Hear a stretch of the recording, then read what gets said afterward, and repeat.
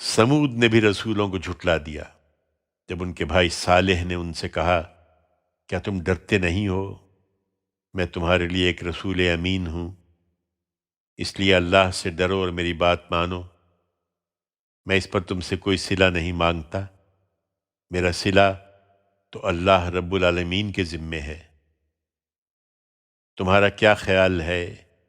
کیا تم انہی نعمتوں میں اطمینان کے ساتھ رہنے دیے جاؤ گے جو یہاں تم کو میسر ہیں، باغوں اور چشموں اور کھیتوں میں اور کھجوروں میں جن کے خوشے آپس میں گتھے ہوئے ہوتے ہیں، اور پہاڑوں کو کھود کر اسی طرح فخر جتاتے خوش خوش گھر بناتے رہو گے؟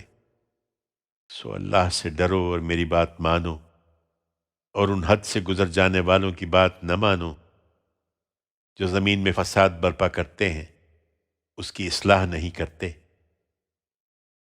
وہ بولے، کچھ نہیں، تم پر تو کسی نے بری طرح جادو کر دیا ہے جس سے تمہاری عقل ماری گئی ہے۔ تم ہماری طرح کے ایک آدمی ہی ہو، اس لیے کوئی نشانی لاؤ اگر تم سچے ہو۔ صالح نے کہا، یہ ایک اونٹنی ہے، ایک دن پانی پینے کی باری اس کی ہے اور ایک مقرر دن کی باری تمہارے لیے ہے، اور سنو، اس کو کسی برے ارادے سے ہاتھ نہ لگانا، ورنہ ایک ہولناک دن کا عذاب تمہیں آ پکڑے گا۔ اس پر بھی انہوں نے اس کی کوچیں کاٹ دی، سو پچھتاتے رہ گئے اور بالآخر انہیں عذاب نے آ لیا۔ اس میں یقیناً بہت بڑی نشانی ہے، لیکن ان میں سے اکثر ماننے والے نہیں ہیں، اور تیرا پروردگار اس میں کچھ شک نہیں کہ وہ زبردست بھی ہے اور نہایت مہربان بھی۔ لوط کی قوم نے بھی رسولوں کو جھٹلا دیا جبکہ ان کے بھائی لوط نے ان سے کہا، کیا تم ڈرتے نہیں ہو؟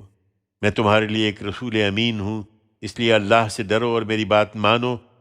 میں اس پر تم سے کوئی صلہ نہیں مانگتا، میرا صلہ تو اللہ رب العالمین کے ذمے ہے۔ خدا کے بندو، کیا تم شہوت رانی کے لیے دنیا کے لوگوں میں سے مردوں کے پاس جاتے ہو، اور تمہارے پروردگار نے تمہارے لیے جو تمہاری بیویاں پیدا کی ہیں انہیں چھوڑ دیتے ہو؟ نہیں، یہ کوئی چھوٹی بات نہیں ہے، بلکہ تم ایسے لوگ ہو جو حد سے گزر گئے ہو۔ وہ بولے کہ اے لوط، اگر تم ایسی باتوں سے باز نہ آئے تو یہاں سے لازماً نکال باہر کیے جاؤ گے۔ لوط نے جواب دیا، کوئی پرواہ نہیں، میں تمہارے اس عمل سے سخت بیزار لوگوں میں سے ہوں۔ تب اس نے دعا کی، میرے پروردگار، تم مجھے اور میرے گھر والوں کو اس عمل کے انجام سے نجات عطا فرما جو یہ کر رہے ہیں۔ سو ہم نے اسے اور اس کے سب گھر والوں کو نجات دی، ایک بڑھیا کے سوا جو پیچھے رہنے والوں میں رہ گئی۔ پھر اس کو اور باقی سب لوگوں کو ہم نے ہلاک کر مارا اور ان پر پتھروں کی ہولناک بارش برسا دی۔ تو کیا ہی بری بارش تھی جو ان پر برسائی گئی، جنہیں خبردار کر دیا گیا تھا۔ اس میں یقیناً بہت بڑی نشانی ہے، لیکن ان میں سے اکثر ماننے والے نہیں ہیں، اور تیرا پروردگار اس میں کچھ شک نہیں کہ وہ زبردست بھی ہے اور نہایت مہربان بھی۔ اسی طرح بن والوں نے بھی رسولوں کو جھٹلا دیا جب شعیب نے ان سے کہا، کیا تم ڈرتے نہیں ہو؟ میں تمہارے لیے ایک رسول امین ہوں، اس لیے اللہ سے ڈرو اور میری بات مانو۔ میں اس پر تم سے کوئی صلہ نہیں مانگتا، میرا صلہ تو اللہ رب العالمین کے ذمے ہے۔ میں تم سے کہتا ہوں کہ پیمانہ پورا بھرو اور کسی کو نقصان دینے والے نہ بنو، اور سیدھی ترازو سے تولو، اور لوگوں کو ان کی چیزیں گھٹا کر نہ دو، اور زمین میں فساد نہ پھیلاتے پھرو، اور اس خدا سے ڈرو جس نے تمہیں پیدا کیا ہے اور تم سے پہلی نسلوں کو بھی۔ انہوں نے جواب دیا، کچھ نہیں، تم پر تو کسی نے بری طرح جادو کر دیا ہے جس سے تمہاری عقل ماری گئی ہے، اور یہ بھی کہ تم ہماری طرح کے ایک آدمی ہی ہو، اور ہم تو تمہیں بالکل جھوٹا سمجھتے ہیں۔ سو اگر تم سچے ہو تو آسمان سے ہم پر کوئی ٹکڑا گرا دو۔ شعیب نے کہا، میرا رب خوب جانتا ہے جو کچھ تم کر رہے ہو۔ بالآخر انہوں نے اسے جھٹلا دیا تو سائبان والے دن کے عذاب نے انہیں آ پکڑا، اور اس میں کچھ شک نہیں کہ وہ ایک ہولناک دن کا عذاب تھا۔ اس میں یقیناً بہت بڑی نشانی ہے، لیکن ان میں سے اکثر ماننے والے نہیں ہیں۔ اور تیرا پروردگار، اس میں کچھ شک نہیں کہ وہ زبردست بھی ہے اور نہایت مہربان بھی۔ یہ پہلوں کی سرگزشتیں ہیں، اس کتاب کے منکرین بھی یہی کر رہے ہیں، اس لیے مطمئن رہو، اس میں کچھ شک نہیں کہ یہ نہایت اہتمام سے خداوند عالم کا اتارا ہوا کلام ہے۔ اس کو تمہارے دل پر روح الامین لے کر اترا ہے، اس لیے کہ دوسرے پیغمبروں کی طرح تم بھی خبردار کرنے والے بنو، نہایت صاف عربی زبان میں، اور یہ اگلے صحیفوں میں بھی مذکور ہے۔ کیا ان لوگوں کے لیے یہ کوئی نشانی نہیں ہے کہ اس کو بنی اسرائیل کے علماء جانتے ہیں؟ یہ اب بھی نہیں مان رہے، اور اگر ہم اس کو کسی اجمی پر نازل کر دیتے، پھر وہ انہیں پڑھ کر اسے سناتا، تو یہ پھر بھی اس پر ایمان نہ لاتے۔ ان مجرموں کے دلوں میں اسی طرح ہم نے اسے گزارا ہے، یہ اسے نہیں مانیں گے جب تک دردناک عذاب نہ دیکھ لیں کہ وہ اچانک ان پر آ جائے اور انہیں خبر بھی نہ ہو، پھر اس وقت کہیں کہ کیا ہمیں کچھ مہلت ملے گی؟ تو کیا یہ ہمارے عذاب کے لیے جلدی مچائے ہوئے ہیں؟ ذرا دیکھو تو، اگر ہم وہ عذاب ابھی نہ اتاریں اور ان کو چند سال اور اسی طرح بہرہ مند رکھیں، پھر وہ عذاب ان پر آ جائے جس سے انہیں ڈرایا جا رہا ہے، تو یہ بہرہ مندی ان کے کس کام آئے گی؟ انہیں معلوم ہونا چاہیے کہ یہ مہلت اتمام حجت کے لیے ہے۔ ہم نے کسی بستی کو بھی اس کے بغیر ہلاک نہیں کیا کہ اس کے لیے پہلے ان لوگوں کی یاد دہانی کے لیے خبردار کرنے والے آئے، اور ہم ظالم نہیں ہیں کہ اس کے بغیر ہی انہیں ہلاک کر دیں۔ یہ خدا کا اتارا ہوا کلام ہے، اس سے یاد دہانی حاصل کرو۔ اسے شیاطین لے کر نہیں اترے ہیں، نہ یہ ان کے لائق ہے، نہ وہ ایسا کر سکتے ہیں۔ حقیقت یہ ہے کہ وہ تو سن گن لینے ہی سے دور رکھے گئے ہیں۔ یہ اب عذاب کی زد میں ہے اے پیغمبر، اس لیے اللہ کے ساتھ تم کسی دوسرے معبود کو نہ پکارنا کہ تم بھی سزاوار عذاب ہو جاؤ، اور اپنے قریبی خاندان والوں کو بھی اس سے خبردار کر دو، اور جن اہل ایمان نے تمہاری پیروی کی ہے ان کے لیے اپنی شفقت کے بازو جھکائے رکھو۔ لیکن تمہارے خاندان کے لوگ اگر اس کے باوجود تمہاری بات نہ مانیں تو انہیں صاف صاف بتا دو کہ جو کچھ تم کر رہے ہو میں اس سے بری ہوں، اور اپنی دعوت کے اس مرحلے میں اس عزیز و رحیم پر بھروسہ رکھو جو تمہیں اس وقت دیکھتا ہے جب تم رات میں تہجد کے لیے اٹھتے ہو، اور سجدہ کرنے والوں کے درمیان تمہارے آنے اور جانے کو دیکھتا ہے۔ بے شک وہ سمیع و علیم ہے۔ لوگو، یہ وہ پاکیزہ ہستی ہے جس کے بارے میں تم کہتے ہو کہ اس پر شیاطین اترتے ہیں۔ تمہیں بتاؤں کہ شیاطین کس پر اترتے ہیں؟ وہ ہر لپاٹی بدکار پر اترتے ہیں۔ وہ ان کی طرف کان لگاتے ہیں کہ غیب سے کچھ سن رہے ہیں، مگر ان میں سے اکثر جھوٹے ہوتے ہیں، اور کہتے ہو کہ وہ بھی گویا ایک شاعر ہے، جبکہ شاعروں کے پیچھے تو بہکے ہوئے لوگ چلا کرتے ہیں۔ کیا دیکھتے نہیں ہو کہ وہ ہر وادی میں بھٹکتے ہیں اور ایسی باتیں کہتے ہیں جو کرتے نہیں ہیں؟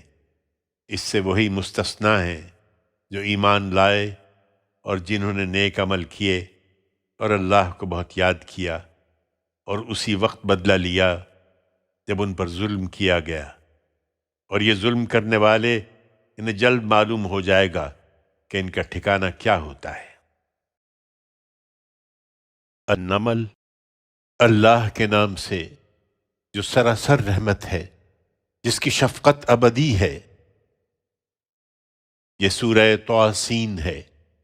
یہ قرآن اور ایک واضح کتاب کی آیتیں ہیں، ایمان والوں کے لیے ہدایت اور بشارت جو نماز کا اہتمام کرتے ہیں، زکوٰۃ ادا کرتے ہیں اور وہی آخرت پر پھر واقع یقین رکھتے ہیں۔ اس کے برخلاف جو لوگ آخرت کو نہیں مانتے، ان کے اعمال ہم نے ان کے لیے خوشنما بنا دیے ہیں، چنانچہ بھٹکتے پھر رہے ہیں۔ یہ لوگ ہیں کہ ان کے لیے دنیا میں بھی برا عذاب ہے اور آخرت میں بھی یہی سخت خسارے میں ہوں گے۔ ان کی پرواہ نہ کرو اے پیغمبر، اس میں کوئی شبہ ہی نہیں کہ یہ قرآن تمہیں ایک حکیم و علیم کی طرف سے دیا جا رہا ہے۔ اور اپنے اوپر خدا کی اس عنایت کو سمجھنے کے لیے وہ قصہ یاد کرو جب موسیٰ نے اپنے گھر والوں سے کہا کہ میں نے ایک آگ سی دیکھی ہے، تم لوگ ذرا ٹھہرو، میں وہاں سے ابھی تمہارے پاس کوئی خبر لاتا ہوں یا آگ کا کوئی انگارہ لے کر آتا ہوں تاکہ تم اسے تاپ سکو۔ سو جب وہ اس کے پاس پہنچا تو ندا آئی کہ مبارک ہے وہ جو اس آگ میں جلوہ فرما ہے اور وہ بھی جو اس کے ارد گرد ہیں، اور پاک ہے اللہ جہانوں کا پروردگار۔ اے موسیٰ، یہ میں ہوں اللہ زبردست اور حکیم، تم مطمئن ہو جاؤ اور اپنی ڈاٹھی زمین پر ڈال دو۔ پھر جب موسیٰ نے اس کو دیکھا کہ وہ اس طرح بل کھا رہی ہے گویا وہ سانپ ہے، تو پیٹھ پھیر کر بھاگا اور پلٹ کر دیکھا بھی نہیں۔ ارشاد ہوا، اے موسیٰ ڈرو نہیں، میرے حضور پیغمبر ڈرا نہیں کرتے، ہاں مگر جو برائی کے مرتکب ہوں، پھر برائی کے بعد وہ اسے بھلائی سے بدل دیں تو ان کے لیے میں بڑا بخشنے والا اور بڑا مہربان ہوں۔ اور اپنا ہاتھ ذرا اپنے گریبان میں ڈالو، وہ بغیر کسی بیماری کے سفید ہو کر نکلے گا۔ یہ دونوں مل کر 9 نشانیاں ہیں جو ہم تمہیں دے رہے ہیں۔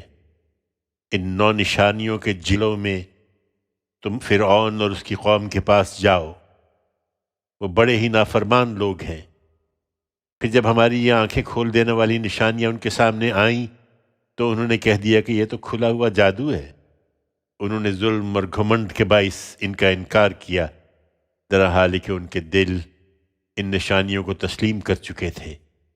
سو دیکھو ان مفسدوں کا انجام کیا ہوا۔ اس کے برخلاف ہم نے داؤد اور سلیمان کو بڑا علم عطا فرمایا تھا، مگر وہ ہمارے حضور میں جھکتے ہی چلے گئے، اور انہوں نے کہا شکر ہے اللہ کے لیے جس نے ہمیں اپنے بہت سے مومن بندوں پر فضیلت عطا فرمائی ہے۔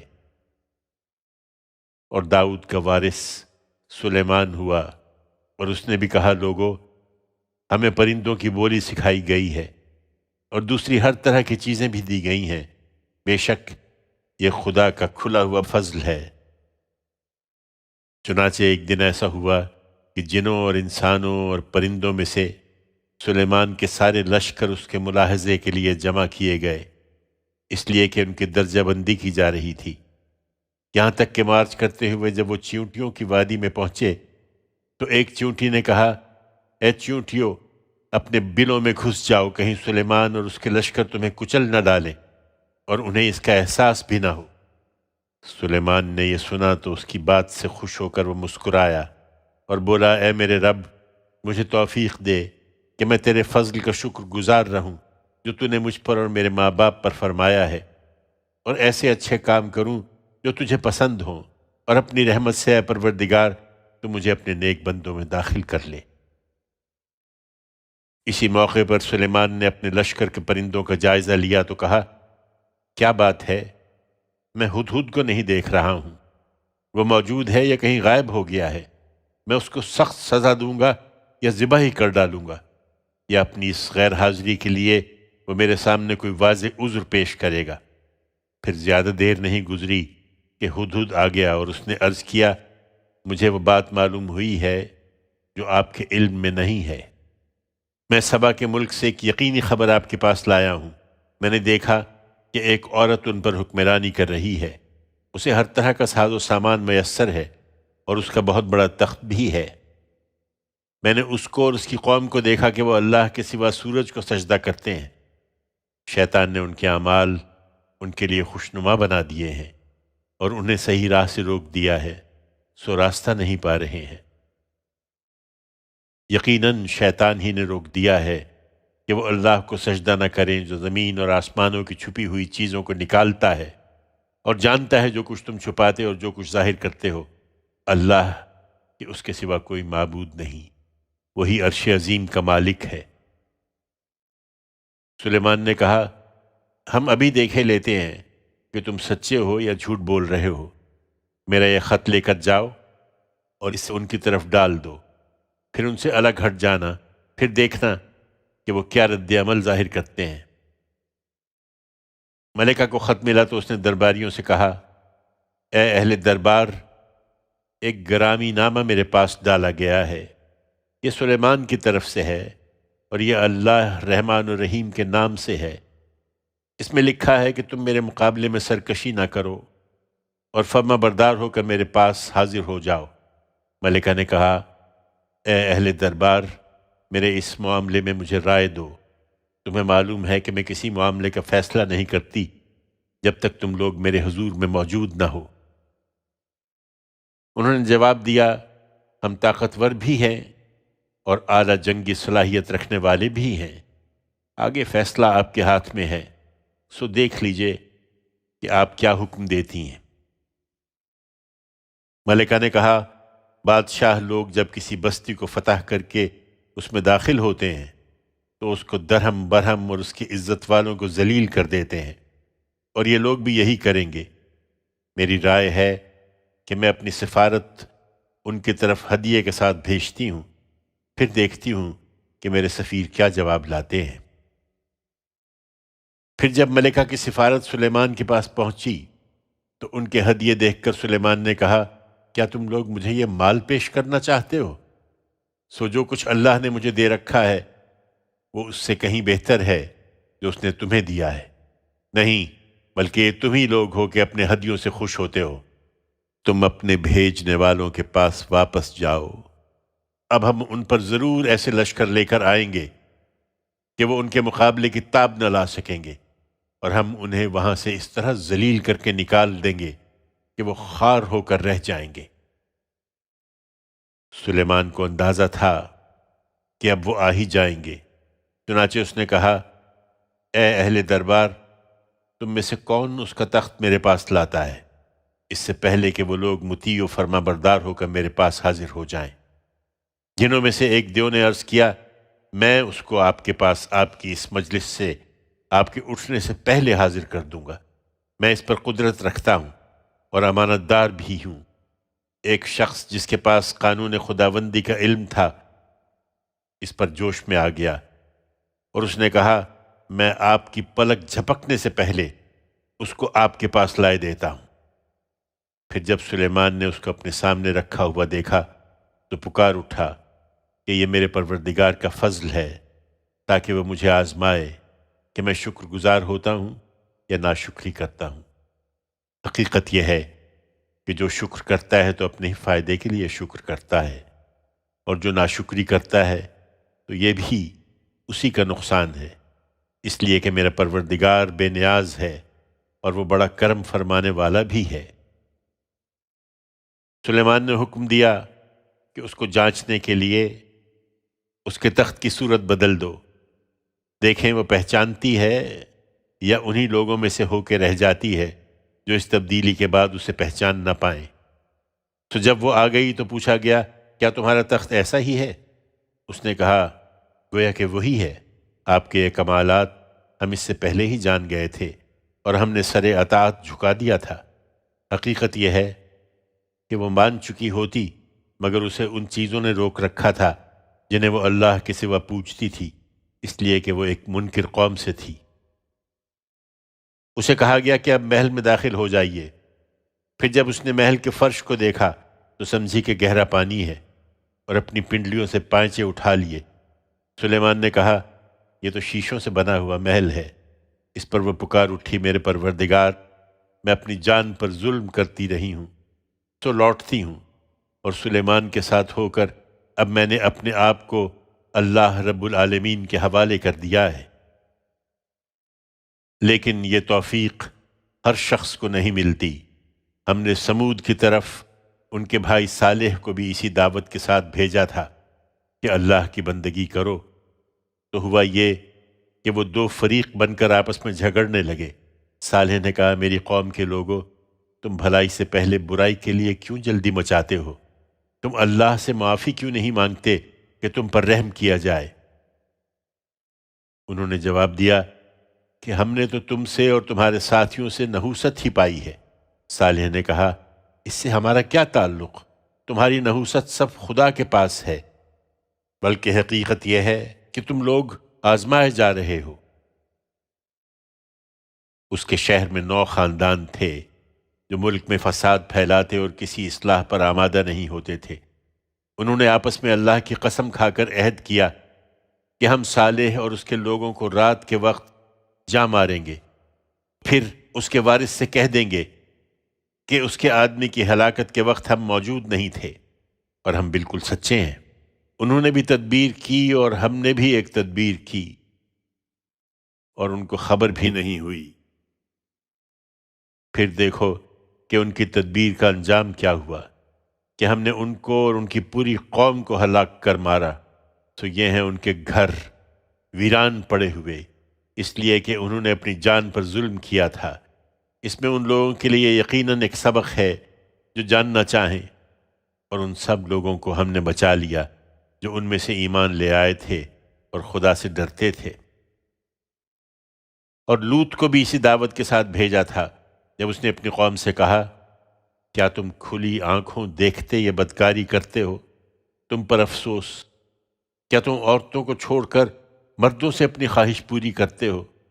حقیقت یہ ہے کہ تم بالکل اوندھے، بلکہ تم بڑے ہی جاہل لوگ ہو۔ مگر اس کی قوم نے جواب دیا تو یہ دیا کہ لوط کے لوگوں کو اپنی بستی سے نکال دو، یہ لوگ بڑے پاک باز بنتے ہیں۔ تو ہم نے اسے اور اس کے گھر والوں کو بچا لیا، اس کی بیوی کے سوا۔ اسے ہم نے پیچھے رہ جانے والوں میں شمار کر رکھا تھا، اور اس کی قوم پر پتھروں کی ایک ہولناک بارش برسا دی۔ پھر کیا ہی بری تھی وہ بارش ان لوگوں کے لیے جنہیں آگاہ کر دیا گیا تھا۔ ان سے کہو اے پیغمبر کہ شکر اللہ ہی کے لیے ہے جس نے اپنی یہ شانیں دکھائی ہیں، اور اس کے ان بندوں پر سلامتی جن کو اس نے اپنی عدالت کے ظہور کے لیے منتخب فرمایا۔ کیا وہ اللہ بہتر ہے یا ان کے معبود جنہیں یہ اس کے شریک ٹھہراتے ہیں؟ کیا یہ بہتر ہیں یا وہ پروردگار جس نے زمین اور آسمانوں کو پیدا کیا اور آسمان سے تمہارے لیے پانی اتارا، پھر اس سے ہم نے خوش منظر باغ اگائے؟ تمہارے لیے ممکن نہیں تھا کہ تم ان کے درختوں کو اگا سکتے۔ کیا اللہ کے ساتھ کوئی اور معبود بھی ان سب کاموں میں شریک ہے؟ ہرگز نہیں، بلکہ یہی لوگ ہیں کہ راہ حق سے ہٹے ہوئے ہیں۔ کیا یہ بہتر ہیں یا وہ پروردگار جس نے زمین کو ٹھکانہ بنایا اور اس کے درمیان ندیاں بہا دیں اور اس کو اپنے محور پر قائم رکھنے کے لیے پہاڑ بنائے اور 2 سمندروں کے درمیان پردہ ڈال دیا؟ کیا اللہ کے ساتھ کوئی اور معبود بھی ان سب کاموں میں شریک ہے؟ ہرگز نہیں، بلکہ ان کے اکثر لوگ جانتے نہیں ہیں۔ کیا یہ بہتر ہیں یا وہ پروردگار جو بے قرار کی دادرسی کرتا ہے جب وہ اسے پکارتا ہے اور اس کے دکھ کو دور کر دیتا ہے، اور تم سے پہلوں کو ہٹاتا اور تم کو زمین کا وارث بنا دیتا ہے؟ کیا اللہ کے ساتھ کوئی اور معبود بھی ان سب کاموں میں شریک ہے؟ تم لوگ کم ہی یاد دہانی حاصل کرتے ہو۔ کیا یہ بہتر ہیں یا وہ پروردگار جو بحر و بر کی تاریکیوں میں تمہاری رہنمائی کرتا ہے، اور جو اپنے باران رحمت سے آگے ہواؤں کو خوشخبری بنا کر بھیجتا ہے؟ کیا اللہ کے ساتھ کوئی اور معبود بھی ان سب کاموں میں شریک ہے؟ حقیقت یہ ہے کہ اللہ بہت ہی برتر ہے ان چیزوں سے جنہیں یہ اس کا شریک ٹھہراتے ہیں۔ کیا یہ بہتر ہیں یا وہ پروردگار جو خلق کی ابتدا کرتا ہے پھر اس کا اعادہ کرے گا، اور جو زمین و آسمان سے تمہیں روزی دیتا ہے؟ کیا اللہ کے ساتھ کوئی اور معبود بھی ان سب کاموں میں شریک ہے؟ ان سے کہو کہ اپنی دلیل لاؤ اگر تم سچے ہو۔ یہ عذاب کے لیے جلدی مچاتے ہیں، ان سے کہو یہ غیب کی باتیں ہیں، اور اللہ کے سوا زمین اور آسمانوں میں جو بھی ہیں اس غیب کو نہیں جانتے، اور نہ یہ جانتے ہیں کہ مرنے کے بعد کب اٹھائے جائیں گے۔ تمہارا خیال ہے کہ یہ اس بات کو سمجھتے نہیں ہیں؟ ہرگز نہیں، بلکہ آخرت کے بارے میں ان کا علم الجھ گیا ہے، بلکہ یہ اس کی طرف سے شک میں ہیں، بلکہ یہ اس سے اندھے بنے ہوئے ہیں۔ یہ منکرین کہتے ہیں کہ کیا جب ہم مٹی ہو جائیں گے اور ہمارے باپ دادا بھی، تو کیا ہم قبروں سے نکالے جائیں گے؟ یہ دھمکی ہمیں بھی دی گئی ہے، اور اس سے پہلے ہمارے باپ دادا کو بھی دی گئی تھی۔ کچھ نہیں، یہ محض اگلوں کی کہانیاں ہیں۔ ان سے کہو، نہیں مانتے ہو تو ذرا اپنی اس سرزمین ہی میں چلو پھرو، پھر دیکھ لو کہ ان مجرموں کا انجام کیا ہوا جو تم سے پہلے اسی طرح کی باتیں کرتے تھے۔ ان پر افسوس نہ کرو اے پیغمبر، اور جو چالیں یہ چل رہے ہیں تم ان پر دل تنگ نہ ہو۔ یہ پوچھتے ہیں کہ اگر تم لوگ سچے ہو تو یہ وعدہ کب پورا ہوگا؟ ان سے کہو کہ جس قیامت کے لیے جلدی مچائے ہوئے ہو، بہت ممکن ہے کہ اس میں سے کچھ تمہارے پیچھے ہی لگا ہوا ہو۔ اس وقت جو مہلت تمہیں ملی ہوئی ہے وہ تمہارے ہی فائدے کے لیے ہے۔ حقیقت یہ ہے کہ تیرا پروردگار لوگوں پر بڑا فضل فرمانے والا ہے، مگر ان میں سے اکثر شکر گزار نہیں ہوتے۔ ان کے سینے جو کچھ اپنے اندر چھپائے ہوئے ہیں اور جو کچھ یہ ظاہر کرتے ہیں، تیرا پروردگار یقیناً اسے جانتا ہے۔ زمین اور آسمان میں کوئی ایسی چھپی ہوئی چیز نہیں ہے جو ایک واضح کتاب میں درج نہ ہو۔ یہ ان کی باتوں سے گمراہ نہ ہوں، اس لیے کہ یہ قرآن بنی اسرائیل پر بھی یقیناً وہ بہت سی چیزیں واضح کر رہا ہے جن میں وہ اختلاف کر رہے ہیں، اور اس میں شبہ نہیں کہ ماننے والوں کے لیے تو یہ سراسر ہدایت اور رحمت ہے۔ یقیناً تیرا پروردگار قیامت کے دن اپنے حکم ناطق کے ذریعے سے ان کے درمیان فیصلہ فرمائے گا۔ وہ زبردست ہے، بڑے علم والا ہے، سو تم اللہ پر بھروسہ رکھو، بے شک تم ہی صریح حق پر ہو۔ حقیقت یہ ہے کہ تم مردوں کو نہیں سنا سکتے اور نہ بہروں تک اپنی پکار پہنچا سکتے ہو جبکہ وہ پیٹھ پھیر کر بھاگے جا رہے ہوں، اور نہ اندھوں کو ان کی گمراہی سے ہٹا کر راہ دکھا سکتے ہو۔ تم صرف انہی کو سنا سکتے ہو جو ہماری آیتوں پر ایمان لانا چاہیں، پھر وہی فرمانبردار بھی ہوں گے۔ اس وقت تو اے پیغمبر تم انہیں سمجھا رہے ہو، لیکن جب ہماری بات ان پر پوری ہو جائے گی تو ہم ان کے لیے زمین سے کوئی جانور نکال کھڑا کریں گے جو انہیں بتائے گا کہ لوگ ہماری آیتوں پر یقین نہیں رکھتے تھے۔ سو اب وہ قہر الہی بن کر سامنے آ گئی ہیں۔ یہ اس دن کا خیال کریں جس دن ہم ہر امت میں سے ایک فوج کی فوج ان لوگوں کی اکٹھا کریں گے جو ہماری آیتوں کو جھٹلاتے تھے، پھر ان کی درجہ بندی کی جائے گی، یہاں تک کہ جب وہ اکٹھے ہو کر آ جائیں گے تو خدا پوچھے گا کہ کیا تم نے میری آیتوں کو جھٹلا دیا، ذرا حالی کہ تمہارا علم ان کا احاطہ نہ کر سکا تھا؟ یا بتاؤ کہ تم کیا کرتے رہے تھے؟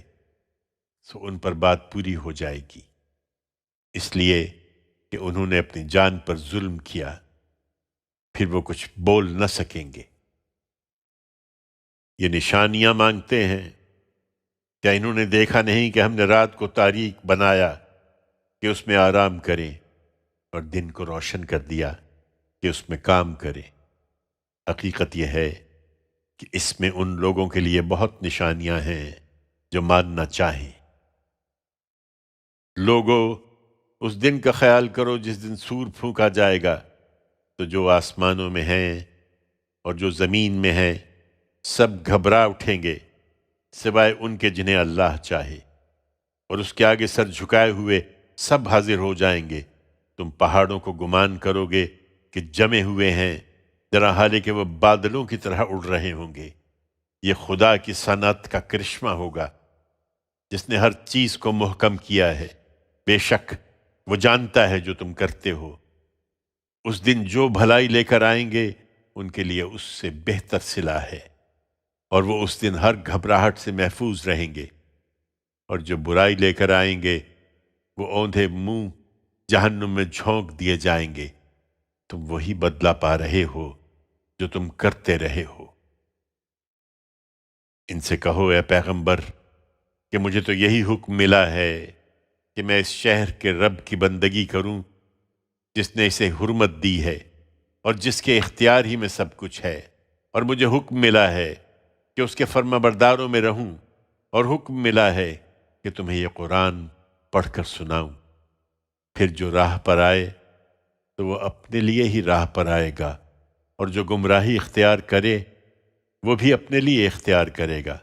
سو کہہ دو کہ میں تو صرف خبردار کرنے والا ہوں، اور کہہ دو کہ شکر اللہ ہی کے لیے ہے، وہ ان قریب اپنی نشانیاں تمہیں دکھائے گا اور تم انہیں پہچان لوگے، اور جو کچھ تم کر رہے ہو تمہارا رب اس سے بے خبر نہیں ہے۔ القصص۔ اللہ کے نام سے جو سراسر رحمت ہے، جس کی شفقت ابدی ہے۔ یہ سورہ طٰ سین میم ہے۔ یہ نہایت واضح کتاب کی آیتیں ہیں۔ ہم ان لوگوں کی ہدایت کے لیے جو ایمان لانا چاہیں موسیٰ اور فرعون کی سرگزشت کا کچھ حصہ ٹھیک ٹھیک تمہیں سناتے ہیں۔ واقعہ یہ ہے کہ سرزمین مصر میں فرعون نے سرکشی اختیار کر لی تھی۔ اس کے باشندوں کو اس نے گروہوں میں تقسیم کر دیا تھا۔ ان میں سے ایک گروہ کو اس نے سختی سے دبا رکھا تھا۔ ان کے بیٹوں کو وہ ڈھونڈ ڈھونڈ کر ذبح کر چھوڑتا اور ان کی عورتوں کو زندہ رکھتا تھا۔ فی الواقع وہ فساد کرنے والوں میں سے تھا، اور ادھر ہم نے ارادہ کر لیا تھا کہ ان لوگوں پر عنایت کریں جو اس ملک میں دبا کر رکھے گئے تھے، اور ان کو امامت عطا فرمائیں اور انہیں ملک کا وارث بنائیں، اور انہیں اس ملک میں اقتدار بخشیں، اور فرعون اور حامان اور ان کے لشکروں کو ان سے وہی کچھ دکھا دیں جس سے وہ ڈرتے تھے۔ چنانچہ موسیٰ پیدا ہوا تو بچے قتل کیے جا رہے تھے۔ ہم نے موسیٰ کی ماں کو اسی بنا پر وحی کی کہ ابھی اسے دودھ پلاؤ، پھر جب اس کی نسبت تمہیں جان کا خطرہ ہو تو اسے دریا میں ڈال دینا، اور کوئی اندیشہ اور غم نہ کرنا۔ ہم نے فیصلہ کر لیا ہے کہ اس کو ہم واپس تمہارے پاس پہنچا دیں گے اور اسے پیغمبروں میں سے ایک پیغمبر بنائیں گے۔ اس نے بالآخر یہی کیا۔ پھر فرعون کے گھر والوں نے دریا میں بہتے دیکھ کر اس کو اٹھا لیا کہ خدا کی بات پوری ہو، اور اس کے نتیجے میں وہ ان کا دشمن اور ان کے لیے باعث غم بنے۔ حقیقت یہ ہے کہ فرعون اور حامان اور ان کے لشکر بڑے خطا کار تھے کہ اپنے آپ کو تمام اختیار و اقتدار کا مالک سمجھتے رہے۔ فرعون کی بیوی نے بچے کو دیکھا تو فرعون سے کہا، یہ تو میری اور تمہاری آنکھوں کی ٹھنڈک ہے، تم لوگ اسے قتل نہ کرو۔ کیا عجب کہ یہ ہمیں نفع پہنچائے یا ہم اسے بیٹا ہی بنا لیں۔ وہ یہ باتیں کر رہے تھے اور انہیں کچھ خبر نہ تھی کہ ان کے ساتھ کیا ہونے والا ہے۔ ادھر موسیٰ کی ماں کا دل بالکل بے قرار ہو گیا۔ اگر ہم اس کے دل کو نہ سنبھالتے کہ اس کو ہمارے وعدے کا یقین رہے تو وہ اس کا راز فاش کر بیٹھتی، اور اسی بے قراری میں اس نے بچے کی بہن سے کہا کہ اس کے پیچھے پیچھے جا۔ چنانچہ وہ اجنبی بن کر اس کو دور سے دیکھتی رہی، اور فرعون کے لوگوں کو اس کی کچھ خبر نہ ہوئی۔ اور ادھر دودھ پلائیوں کے دودھ سے ہم نے موسیٰ کو پہلے ہی روک رکھا تھا۔ چنانچہ موسیٰ کی بہن وہاں پہنچی اور یہ دیکھا تو اس نے ان سے کہا، تم لوگ کہو تو میں تمہیں ایک گھرانے کا پتہ بتاؤں جو تم لوگوں کی خاطر اسے پالیں گے اور بڑی خیر خواہی سے اس کی دیکھ بھال کریں گے۔ اس طرح موسیٰ کو ہم نے اس کی ماں کی طرف لوٹا دیا کہ اس کی آنکھیں ٹھنڈی ہوں اور وہ آزردہ خاطر نہ ہو، اور اس لیے کہ وہ اچھی طرح جان لے کہ اللہ کا وعدہ پورا ہو کے رہتا ہے، مگر اکثر لوگ نہیں جانتے۔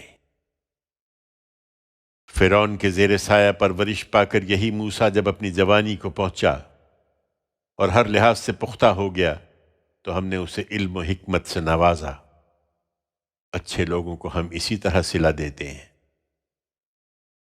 پھر ایک دن اتفاق سے وہ ایسے وقت شہر میں داخل ہوا جبکہ شہر کے لوگ بے خبر ہوتے تھے، تو اس نے دیکھا کہ دو آدمی وہاں لڑ رہے ہیں، ایک اس کی اپنی قوم میں سے تھا اور دوسرا اس کے دشمنوں کی قوم میں سے۔ پھر اس کی قوم کے آدمی نے اس شخص کے مقابل میں اس کی مدد چاہی جو اس کے دشمنوں میں سے تھا۔ اس پر موسیٰ نے اس کے گھونسا مارا اور اس کا کام تمام کر دیا۔ یہ حرکت سرزد ہوتے ہی موسیٰ نے کہا، یہ تو مجھ سے شیطانی کام ہو گیا ہے۔ اس میں شبہ نہیں کہ شیطان ایک کھلا ہوا گمراہ کرنے والا دشمن ہے۔ اس نے دعا کی کہ میرے پروردگار، میں نے اپنی جان پر ظلم کیا ہے، سو مجھ کو بخش دے۔ تو اس کے پروردگار نے اسے بخش دیا۔ حقیقت یہ ہے کہ وہی بخشنے والا ہے، اس کی شفقت ابدی ہے۔ موسیٰ نے کہا، میرے پروردگار، یہ عنایت جو تو نے مجھ پر فرمائی ہے، اس کے بعد تو اب میں اس طرح کے مجرموں کا کبھی مددگار نہ بنوں گا۔ رات خیریت سے گزر گئی تو اگلے دن موسیٰ صبح کو ڈرتے ڈرتے کچھ ٹوہ لیتے ہوئے شہر میں داخل ہوا۔ پھر کیا دیکھتا ہے کہ وہی جس نے کل اسے مدد کے لیے پکارا تھا آج پھر اسے پکار رہا ہے۔ موسیٰ نے اس سے کہا، اب کوئی شبہ نہیں رہا کہ تم خود ایک کھلے ہوئے شریر آدمی ہو۔ پھر دونوں کو سمجھاتے سمجھاتے جب بات یہاں تک پہنچ گئی کہ موسیٰ نے ارادہ کیا کہ اب اپنے اور اس کے دشمن کو پکڑے کہ وہ بھی جھگڑنا بند کرے، تو اسے شبہ ہوا کہ یہ مجھے پکڑنا چاہتے ہیں۔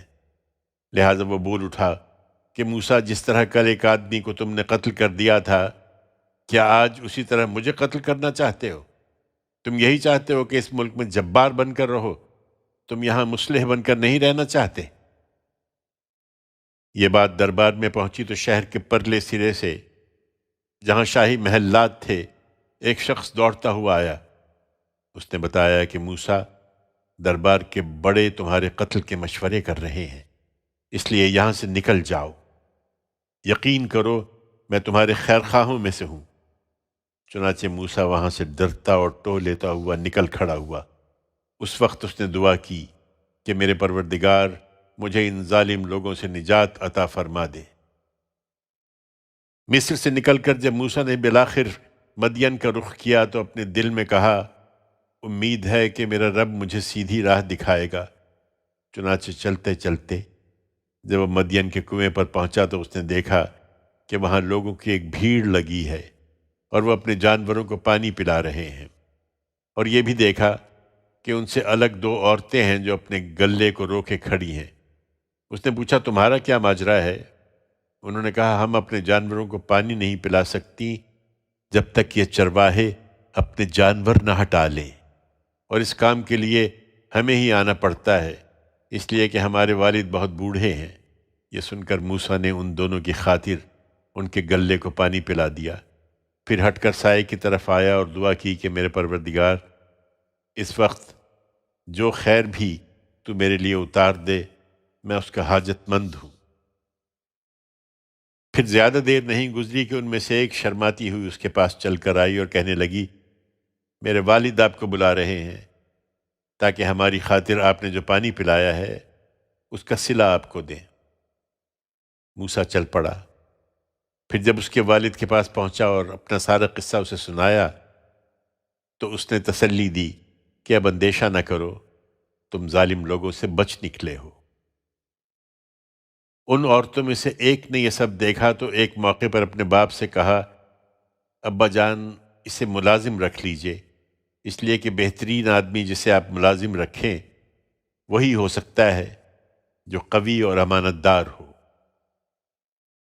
اس کے باپ نے موسیٰ سے کہا، میں چاہتا ہوں کہ اپنی ان دو بیٹیوں میں سے ایک کا نکاح تمہارے ساتھ کر دوں، بشرطے کہ تم 8 سال میری ملازمت کرو، پھر اگر 10 سال ہی پورے کر دو تو یہ تمہاری مرضی ہے، میں تم پر کوئی مشقت نہیں ڈالنا چاہتا، خدا نے چاہا تو آگے تم مجھے ایک بھلا آدمی پاؤ گے۔ موسیٰ نے کہا ٹھیک ہے، یہ بات میرے اور آپ کے درمیان طے ہو گئی، میں ان دونوں میں سے جو مدت بھی پوری کر دوں اس کے بعد مجھ پر کوئی جبر نہیں ہے، اور جو قول و قرار ہم کر رہے ہیں اس پر اللہ گواہ ہے۔ پھر جب موسیٰ نے مدت پوری کر دی اور اپنے اہل و عیال کو لے کر وہاں سے روانہ ہوا تو طور کی جانب سے اسے ایک آگ سی دکھائی دی۔ اس نے اپنے گھر والوں سے کہا مجھے آگ دکھائی دی ہے، تم لوگ ذرا ٹھہرو کہ وہاں سے میں تمہارے پاس رستے کی کوئی خبر یا آگ کا کوئی انگارہ ہی لے آؤں تاکہ اس سردی میں تم اسے تاپ سکو۔ پھر جب موسیٰ وہاں پہنچا تو وادی ایمن کے کنارے سے اس مبارک خطے میں اس کو درخت سے آواز آئی کہ اے موسیٰ، میں ہوں اللہ جہانوں کا پروردگار، اور یہ بھی کہ اپنی لاٹھی زمین پر ڈال دو۔ پھر جب موسیٰ نے دیکھا کہ لاٹھی بل کھا رہی ہے گویا کہ سانپ ہے تو پیٹھ پھیر کر بھاگا اور اس نے مڑ کر بھی نہیں دیکھا۔ فرمایا موسیٰ آگے آؤ اور ڈرو نہیں، تم بالکل مامون ہو، اپنا ہاتھ ذرا اپنے گریبان میں ڈالو، وہ بغیر کسی مرض کے سفید چمکتا ہوا نکلے گا، اور اس کے لیے اپنا بازو اپنی طرف سکیڑ لو جس طرح خوف سے سکیڑتے ہیں۔ سو تیرے پروردگار کی طرف سے فرعون اور اس کے درباریوں کے پاس جانے کے لیے یہ دو نشانیاں ہیں، حقیقت یہ ہے کہ وہ بڑے نافرمان لوگ ہیں۔ موسیٰ نے عرض کیا کہ میرے پروردگار، میں تو ان کا ایک آدمی قتل کر چکا ہوں، اس لیے ڈرتا ہوں کہ وہ مجھے مار ڈالیں گے، اور میرا بھائی ہارون، اس کی زبان مجھ سے زیادہ فصیح ہے، سو اس کو میرا مددگار بنا کر میرے ساتھ بھیجیے، وہ میری تائید کرے، مجھے اندیشہ ہے کہ وہ مجھے جھٹلا دیں گے۔ فرمایا ہم تمہارے بھائی کو تمہارے لیے قوت بازو بنائیں گے اور تم دونوں کو ایسا دبدبا عطا کریں گے کہ وہ تم تک پہنچ نہ سکیں گے۔ ہماری نشانیوں کے ساتھ جاؤ، تم دونوں اور جو تمہاری پیروی کریں گے وہی غالب رہیں گے۔ پھر جب موسیٰ ہماری ان واضح نشانیوں کے ساتھ ان کے پاس آیا تو انہوں نے کہہ دیا کہ یہ تو محض گھڑا ہوا جادو ہے، اور اس طرح کی بات ہم نے اپنے اگلے باپ داداؤں میں تو کبھی سنی ہی نہیں۔ موسیٰ نے جواب دیا میرا پروردگار خوب جانتا ہے اس کو بھی جو اس کی طرف سے ہدایت لے کر آیا ہے، اور اس کو بھی جس کے لیے اگلے گھر کا اچھا انجام ہے۔ اس کے منکرین اپنی جانوں پر ظلم ڈھانے والے ہیں، اور حق یہ ہے کہ اس طرح کے ظالم کبھی فلاح نہ پائیں گے۔ فرعون نے کہا دربار کے لوگوں، میں تو اپنے سوا تمہارے لیے کسی اور معبود سے واقف نہیں ہوں، اچھا تو اے حامان تم میرے لیے مٹی کی اینٹوں کا پزاوا لگواؤ اور ایک اونچا محل میرے لیے بنواؤ تاکہ موسیٰ کے خدا کو میں آسمان میں جھانک کر دیکھوں، اور میں تو اسے ایک جھوٹا آدمی سمجھتا ہوں۔ فرعون اور اس کے لشکروں نے زمین میں ناحق گھمنڈ کیا اور خیال کیا کہ وہ ہماری طرف نہیں لوٹائے جائیں گے۔ آخر اسے اور اس کے لشکروں کو ہم نے پکڑا، پھر انہیں سمندر میں پھینک دیا، تو دیکھ لو کہ ان ظالموں کا انجام کیسا ہوا۔ ہم نے انہیں ڈھیل دی اور ایسے پیشوا بنا دیا کہ جہنم کی طرف بلاتے رہے۔ قیامت کے دن اب ان کی کوئی مدد نہ ہوگی، ہم نے اس دنیا میں ان کے پیچھے لعنت لگا دی ہے، اور قیامت کے دن وہی خار ہونے والوں میں ہوں گے۔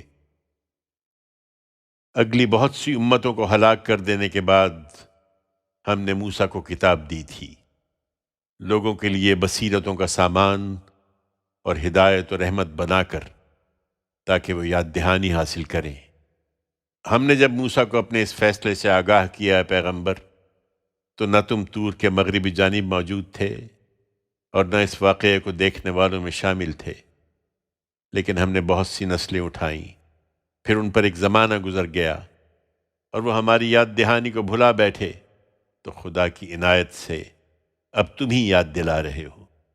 تم مدین والوں کے درمیان بھی موجود نہ تھے، ان کو ہماری آیتیں سناتے ہوئے، لیکن ہم فیصلہ کر چکے تھے کہ تمہیں رسول بنائیں، سو ان کے واقعات بھی سنا رہے ہو، اور تم دور کے پہلو میں بھی موجود نہ تھے جب ہم نے موسیٰ کو پکارا تھا، لیکن اپنے پروردگار کی رحمت سے تم اس سے بھی آگاہ کیے گئے، اس لیے کہ ان لوگوں کو خبردار کرو جن کے پاس تم سے پہلے کوئی خبردار کرنے والا نہیں آیا، تاکہ وہ یاد دہانی حاصل کریں۔ ہم تمہیں نہ بھیجتے اگر یہ بات نہ ہوتی کہ جو کچھ انہوں نے آگے بھیجا ہے اس کے سبب سے کوئی آفت ان پر آئے تو یہ کہنے لگیں کہ ہمارے پروردگار، تو نے ہماری طرف کوئی رسول کیوں نہ بھیجا کہ ہم تیری آیتوں کی پیروی کرتے اور ایمان والوں میں سے ہوتے۔ پھر جب ہماری طرف سے حق ان کے پاس آ گیا تو انہوں نے کہہ دیا کہ جو کچھ موسیٰ کو ملا تھا وہی اس پیغمبر کو کیوں نہیں دیا گیا؟ اس سے پہلے کیا یہ اس کا انکار نہیں کر چکے جو موسیٰ کو دیا گیا تھا؟ انہوں نے کہا کہ تورات اور قرآن دونوں جادو ہیں، ایک دوسرے کے موافق، اور کہا کہ ہم ان میں سے کسی کو بھی نہیں مانتے۔